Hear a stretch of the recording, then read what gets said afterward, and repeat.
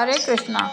भगवान विष्णु जी से प्रहलाद जी कहते हैं, पकड़ लो हाथ बने मारी, नहीं तो डूब जाएंगे। पकड़ लो हाथ बने मारी, नहीं तो डूब जाएंगे।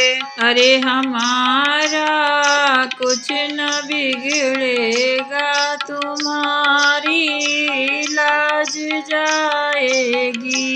हमारा कुछ न बिगड़ेगा, तुम्हारी लाज जाएगी। धरी है पाप की गठरी, हमारे सर पे भारी। धरी है पाप की गठरी, हमारे सर पे भारी। वजन पापों का है भारी, इसे कैसे उठाएंगे।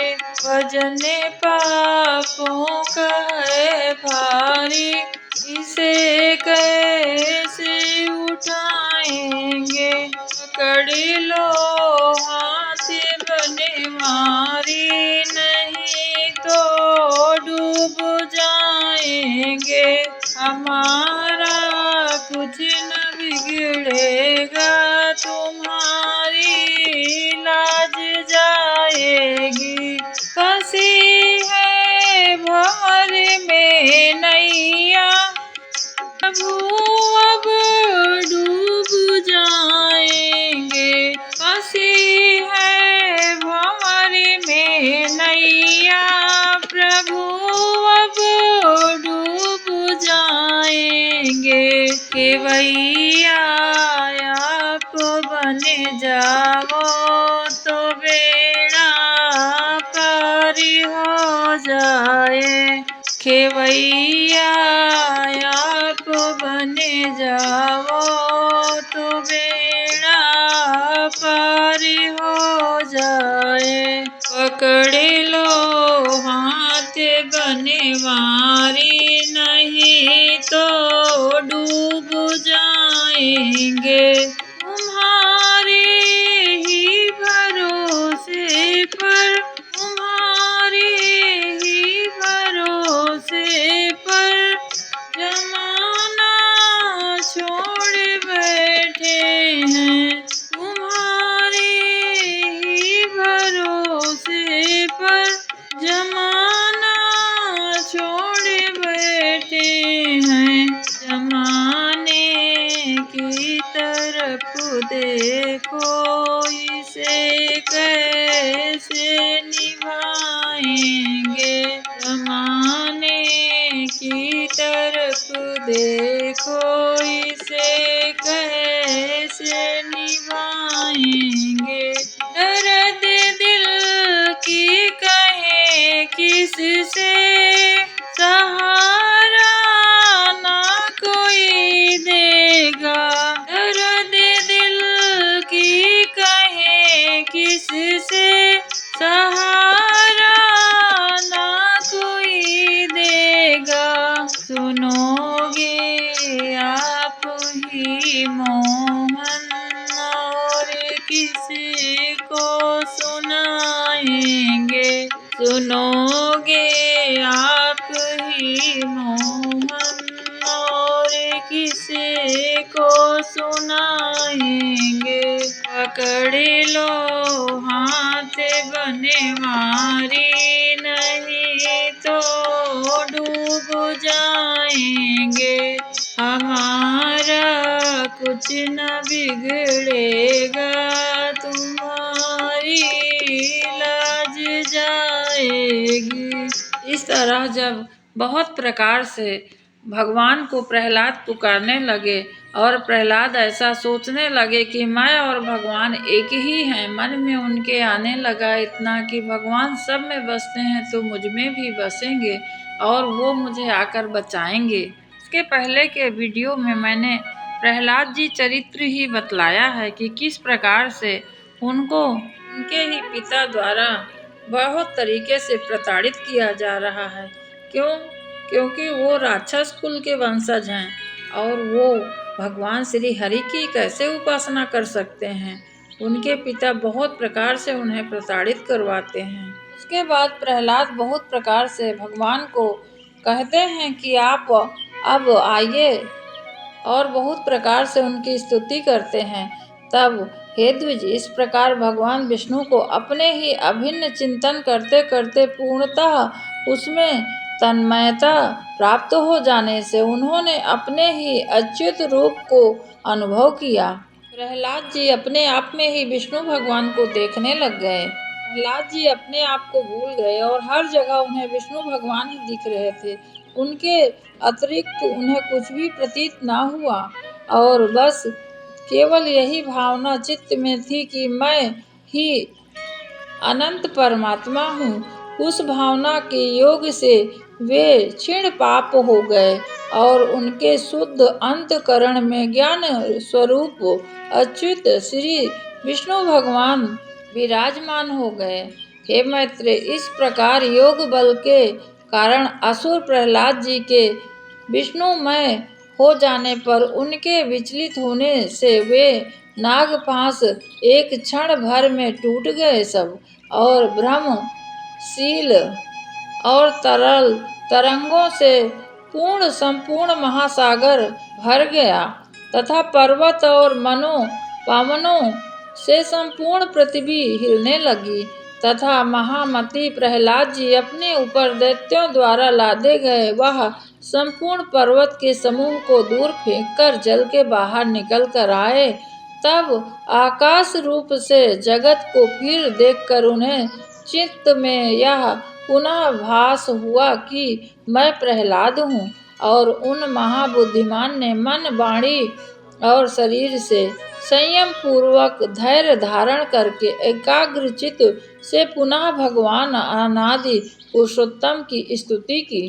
वे कहते हैं कि विश्व भूत स्वरूप तथापि वस्तुतः संपूर्ण भूत आदि से परे, विश्व के कारण न होने पर भी जिससे यह समस्त विश्व उत्पन्न हुआ है, उन पुरुषोत्तम भगवान को नमस्कार है। बहुत प्रकार से उन्होंने स्तुति की भगवान विष्णु की। उनके इस प्रकार से स्तुति करने पर पीताम्बरीधारी देव आदि देव भगवान श्री हरि प्रकट हो गए। हे द्विज, उन्हें सहसा प्रकट हुए देख के वो खड़े हो गए और गदगद वाणी में विष्णु भगवान को नमस्कार है, और विष्णु भगवान के दर्शन से वे एकदम गदगद होकर शरणागति दुखहारी श्री केशव देव प्रसन्न हो जाइए। हे प्रभु, आप मुझसे प्रसन्न होइए। इस प्रकार कई बार प्रहलाद जी कहने लगे। इस प्रकार प्रहलाद के कहने पर भगवान विष्णु कहते हैं कि हे प्रहलाद, मैं तेरी इस भक्ति से अति प्रसन्न हूँ। जिस वर की इच्छा हो मांग ले पुत्र। तब प्रहलाद जी कहते हैं, हे नाथ, सहस्त्रों योनियों में से मैं जिस में भी जाऊं उसी उसी में हे अच्युत आप मेरी सर्वदा अक्षुण्ण भक्ति रहे। अविवेकी पुरुष को विषय में जैसे अविचल प्रीति होती है, वैसे ही आपको स्मरण करते हुए मेरे हृदय में कभी आपसे मैं दूर ना हूँ। हे नाथ, आपके शरणागति रहूं, आपको ही भजते रहूं। इस प्रकार प्रहलाद के कहने से भगवान जी कहते हैं, हे प्रहलाद, मुझ में तो तुम्हारी भक्ति है ही और आगे भी ऐसे ही रहेगी, किंतु इसके अतिरिक्त भी तुझे जिस वर की इच्छा हो मुझसे मांग ले पुत्र।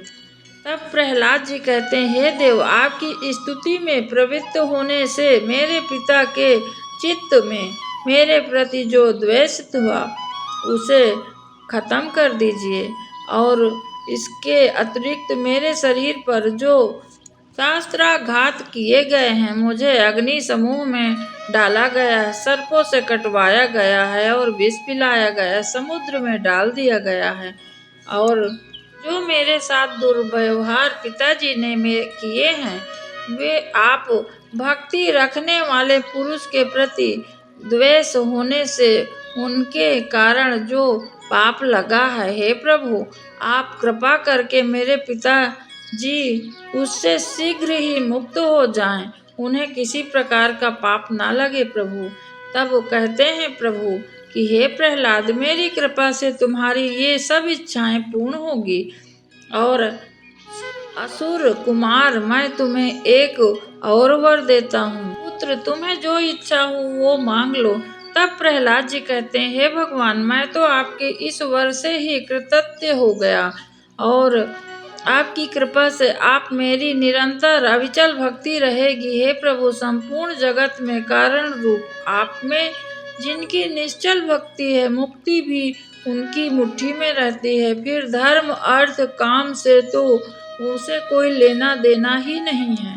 इससे भगवान कहते हैं कि हे प्रहलाद, मेरी भक्ति से युक्त तेरा चित्त जैसे निश्चल है, उसके कारण तू मेरी कृपा के परम आशीर्वाद प्राप्त करेगा। और आगे इस प्रकार से भगवान नरसिंह का अवतार धारण करके हिरण्यकश्यपु को वो मार के परम गति पहुँचाए, क्योंकि प्रहलाद अपने पिता का भी परम गति चाहते थे।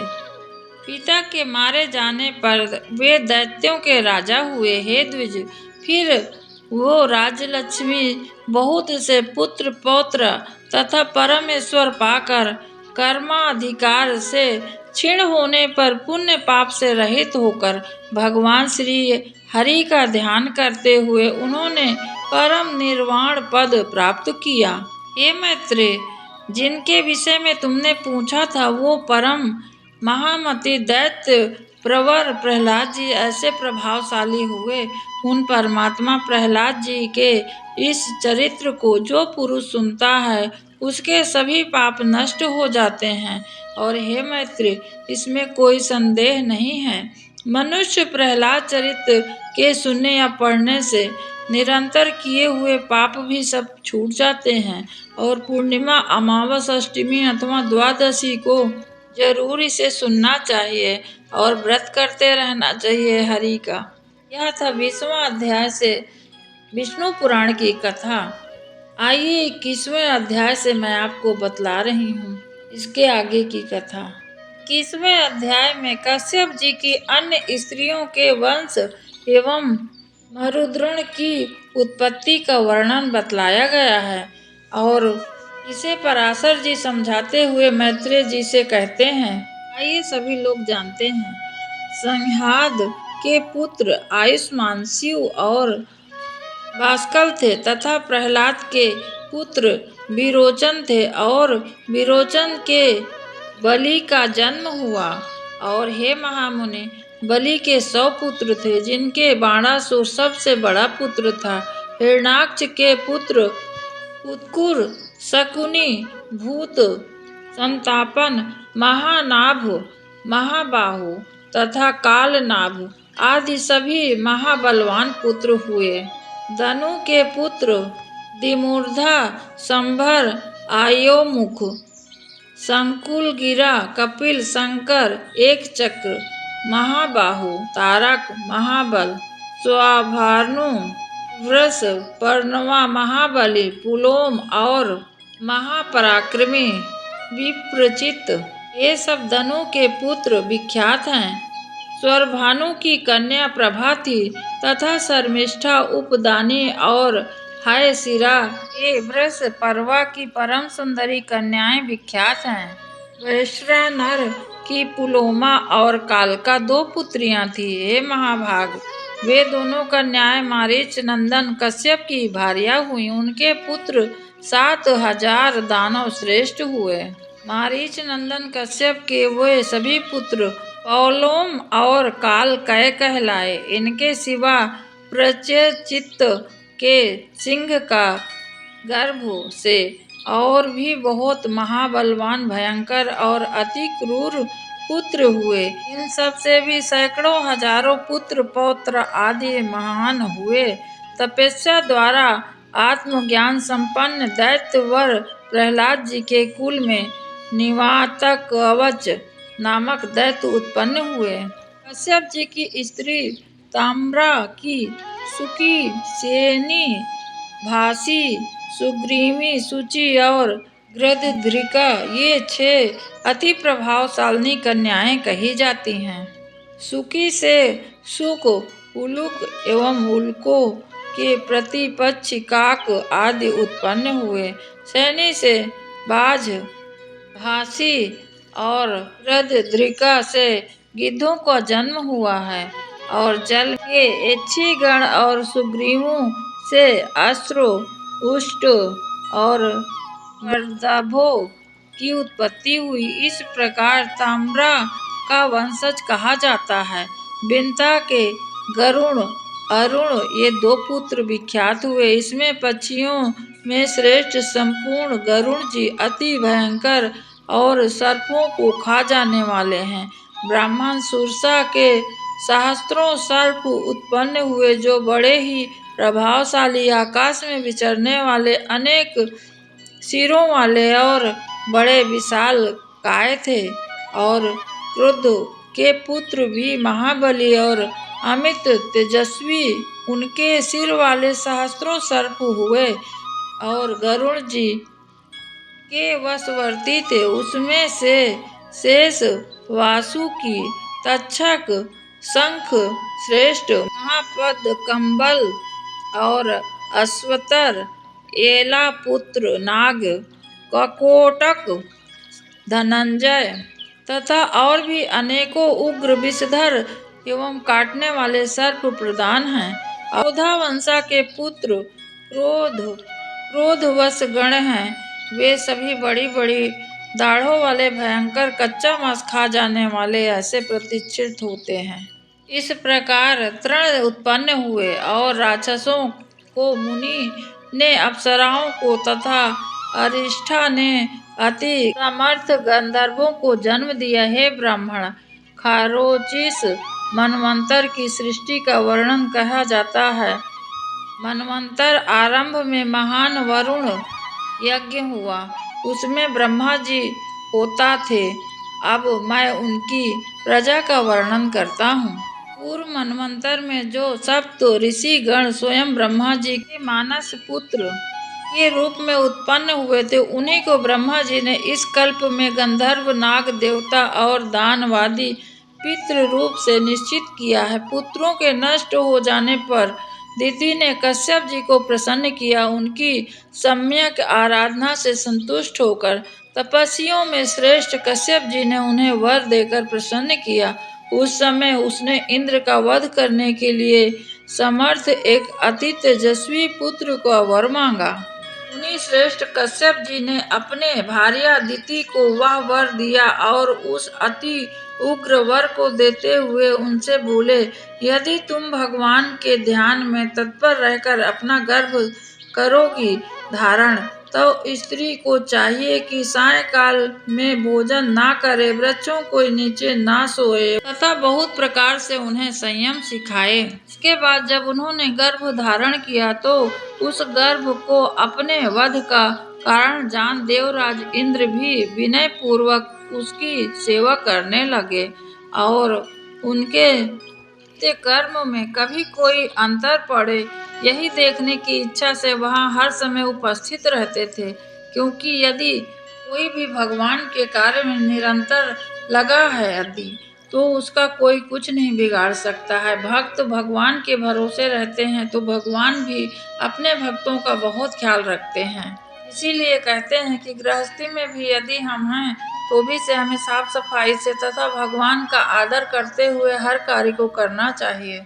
और इंद्र ने अपने एक मौके के ताक में होकर उनको हमेशा देखे रहते थे कि कभी तो अशुद्ध होंगी ये। अंत में 100 वर्ष के बाद कुछ ही कमी रहने पर उन्होंने एक अंतर देख लिया। एक दिन दिति बिना चरण शुद्धि किए ही अपना शैया पर जाकर लेट जाती है। उस समय निद्रा आके उन्हें घेर लेती हैं।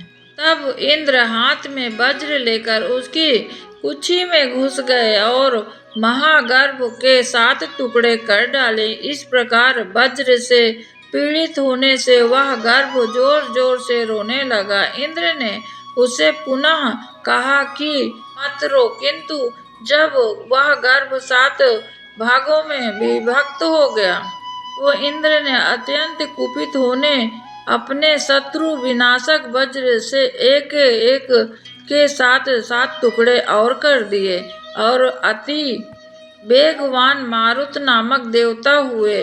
भगवान इंद्र ने जो उससे कहा था, माँ मत रो, इसलिए वे मरुत कहलाए। वे 49 इंद्र के ही सहायक देवता हुए बाद में। इसीलिए हमें भी प्रयास करते रहना चाहिए कि शुद्धता का बहुत ध्यान रखना चाहिए।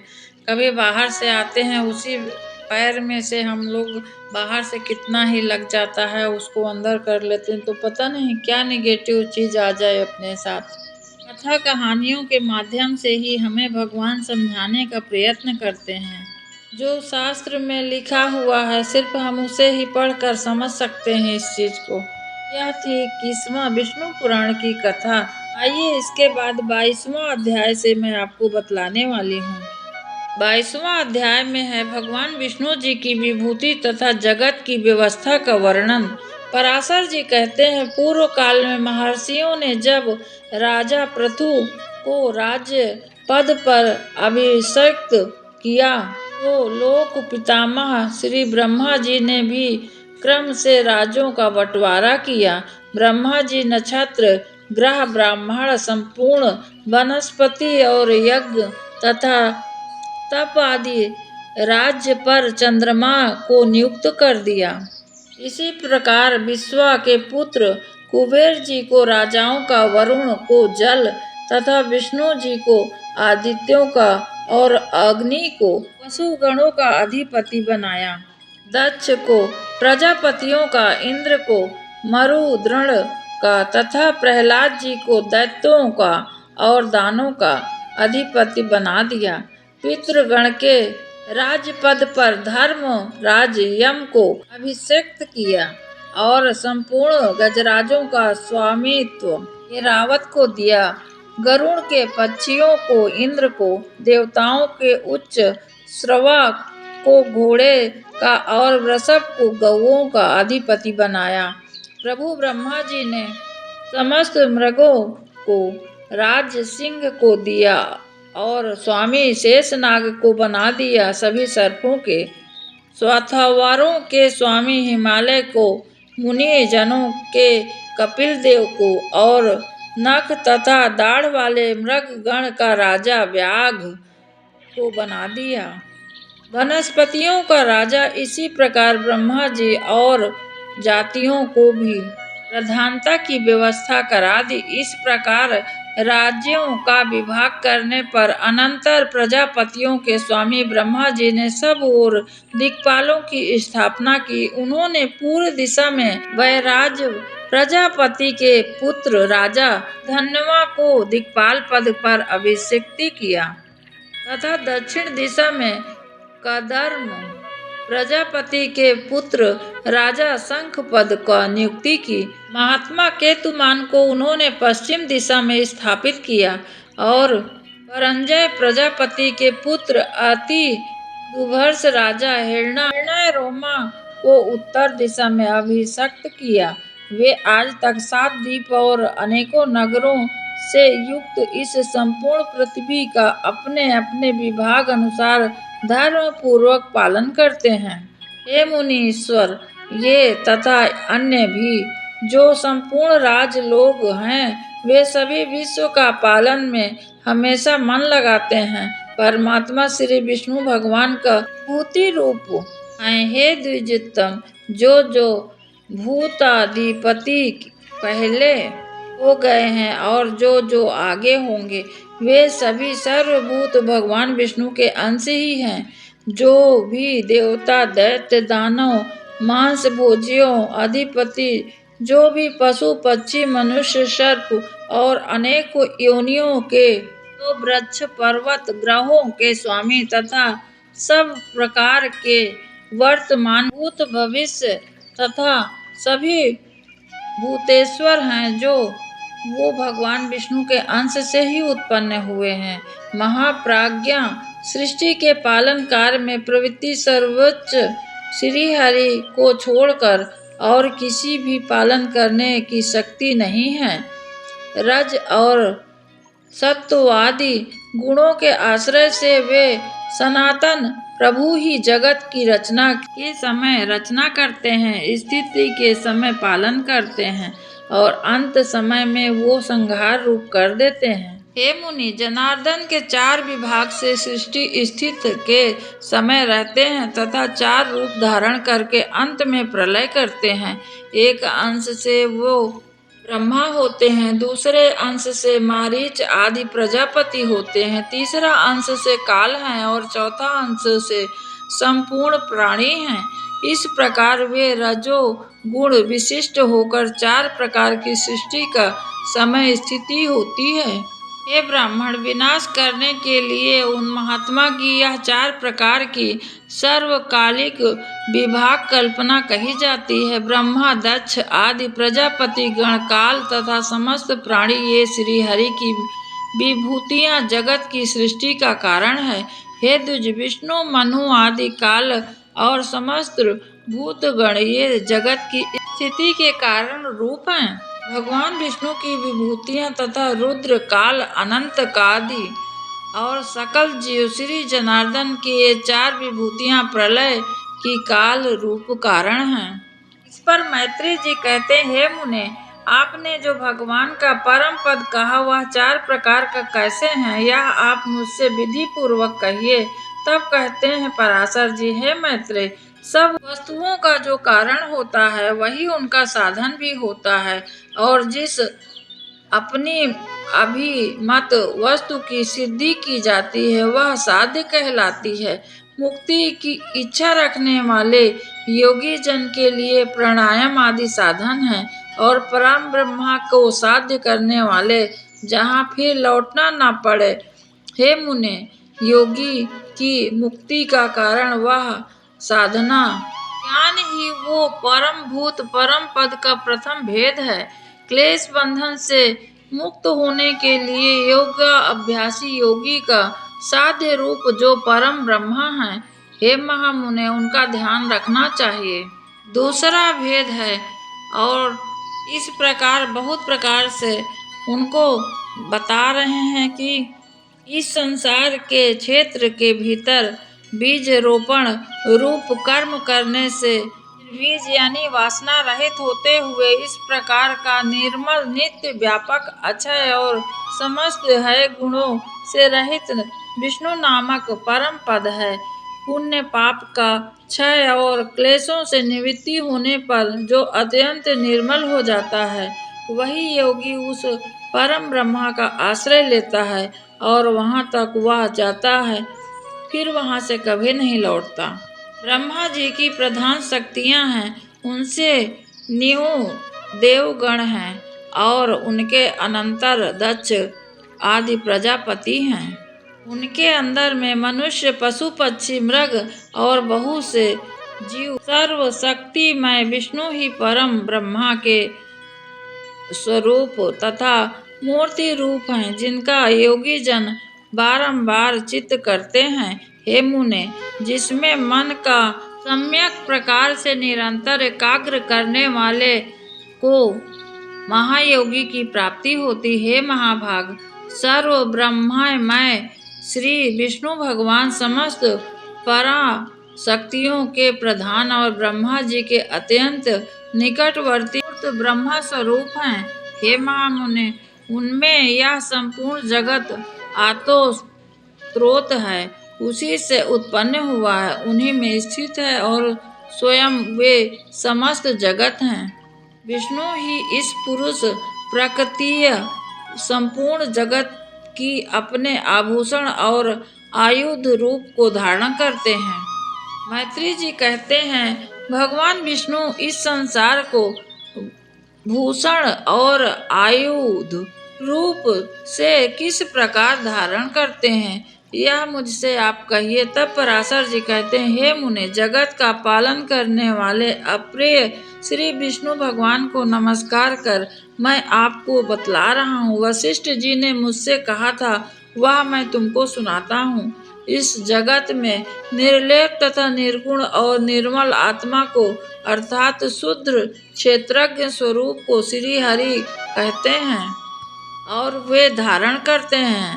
श्री अनंत ने प्रधान को श्री वत्स रूप से आश्रय दिया है और बुद्धि श्री माधव की गदा रूप स्थित है।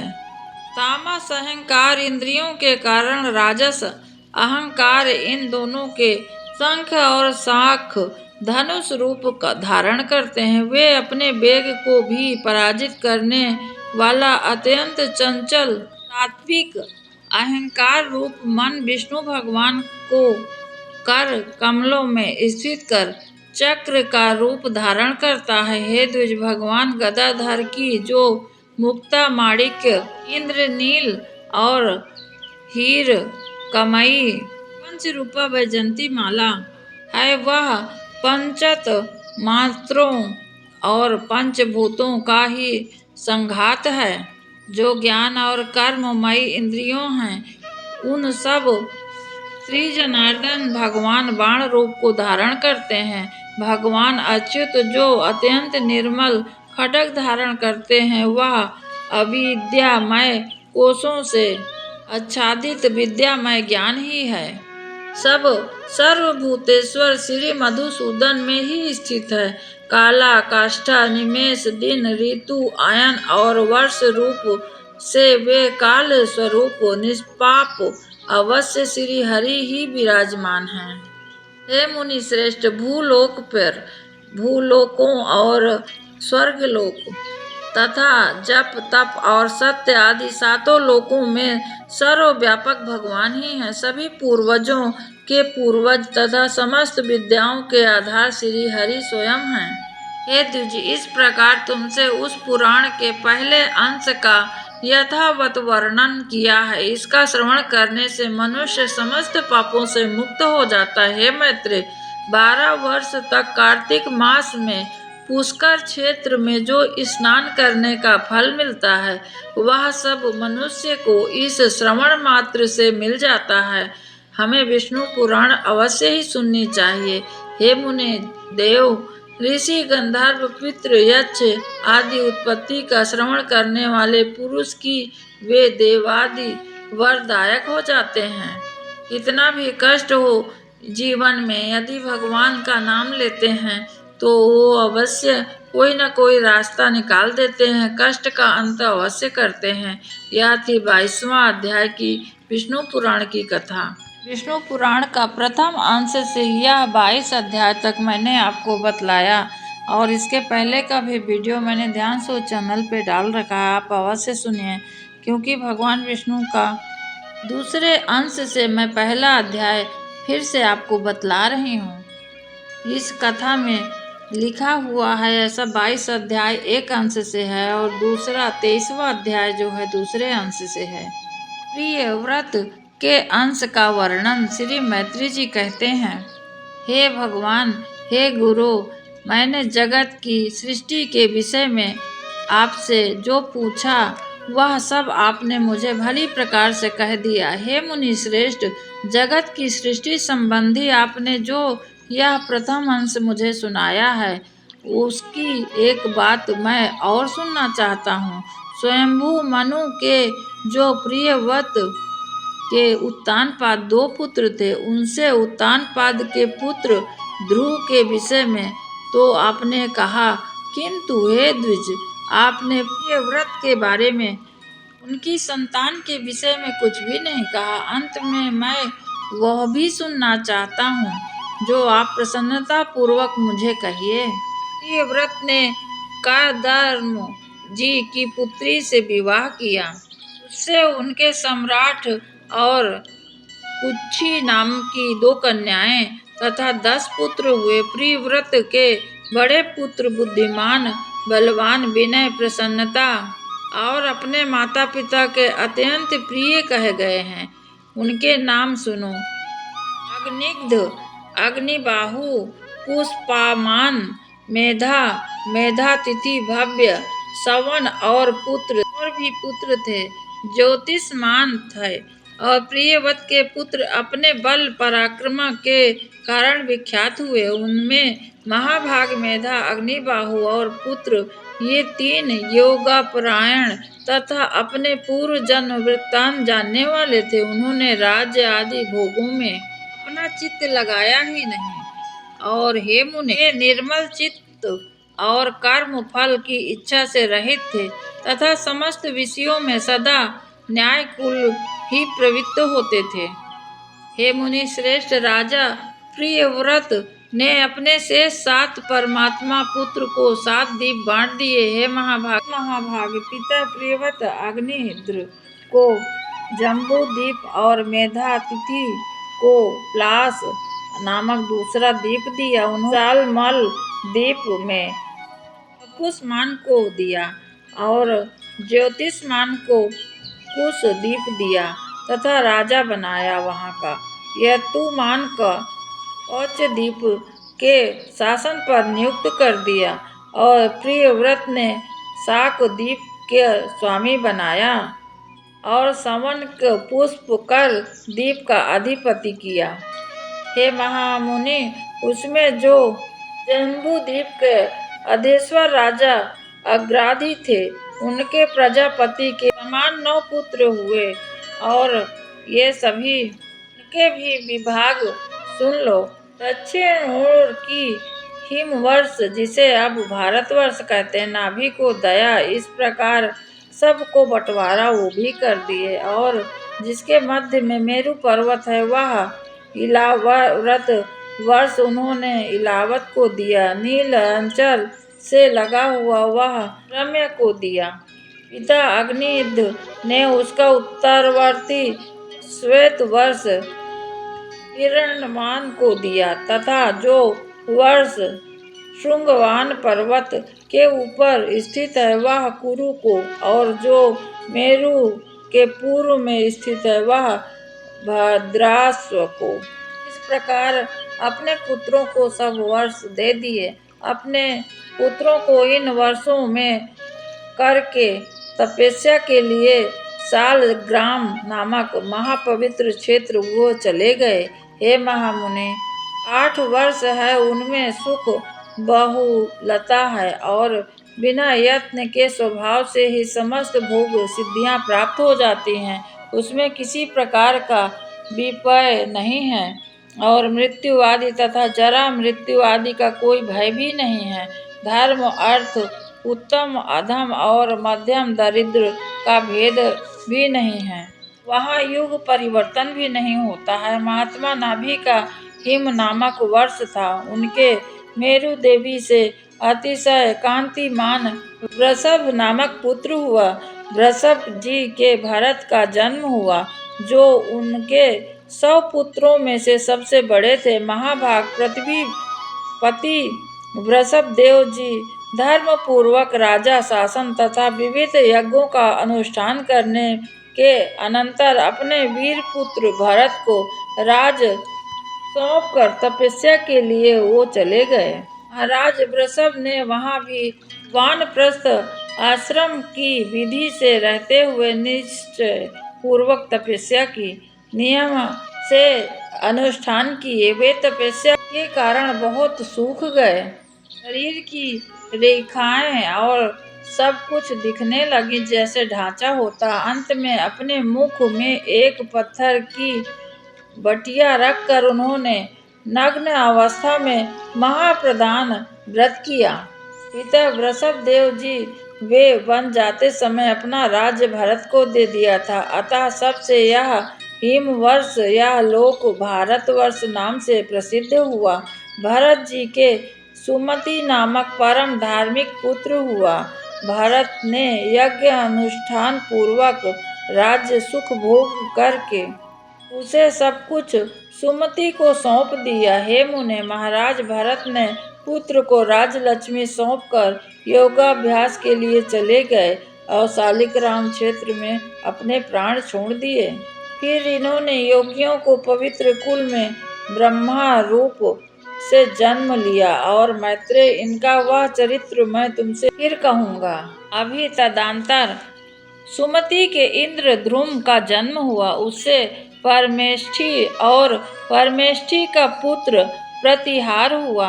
प्रतिहार का प्रतिहर्ता नाम से विख्यात पुत्र एक हुआ तथा प्रतिहर्ता नाम के विख्यात पुत्र तथा प्रतिहर्ता का पुत्र भवम, भवम का पुत्र उद्रित और उनका पुत्र समर्थ प्रस्ताव हुआ।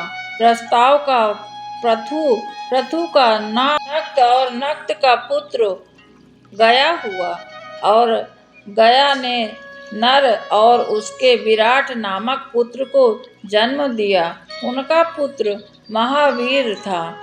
उससे धीममान का जन्म हुआ। धीममान के पुत्र महंत और उनका पुत्र मनस हुआ और उनका पुत्र त्वष्टा, त्वष्टा का विरज और विरज का पुत्र रज हुआ। हे मुने, रज के पुत्र सत्यजीत के 100 पुत्र उत्पन्न हुए। उनमें से विप्र ज्योति प्रधान था। उन 100 पुत्रों से यहाँ की प्रजा बहुत बढ़ गई। तब उन्होंने भारतवर्ष को 9 विभागों में बांट दिया और उन्हीं के वंशधरों ने पूर्व काल के कृत त्रेतादि युग क्रम से इन 71 युग पर्यंत इस भारत भूमि का भोग किया है। हे मुने, यही इस 12 कल्प में सबसे पहले मनवंतर दीप स्वयंभू मनु का वंश है, जिसने उस समय इस संपूर्ण संसार को व्याप्त किया हुआ था। विष्णु पुराण से दूसरे अंश से यह प्रथम अध्याय थी। आज के लिए बस इतना ही। कल इसके आगे का ही मैं आपको कथा बतलाने वाली हूँ। आप जानिए कि सृष्टि किस प्रकार से निर्माण हुई और कौन कौन राजा कहाँ कहाँ से जन्म लिए हैं और राज्य किए हैं। और आज के लिए बस इतना ही। आप सभी को मेरा प्रणाम और बहुत बहुत धन्यवाद कथा सुनने के लिए। हरे कृष्णा।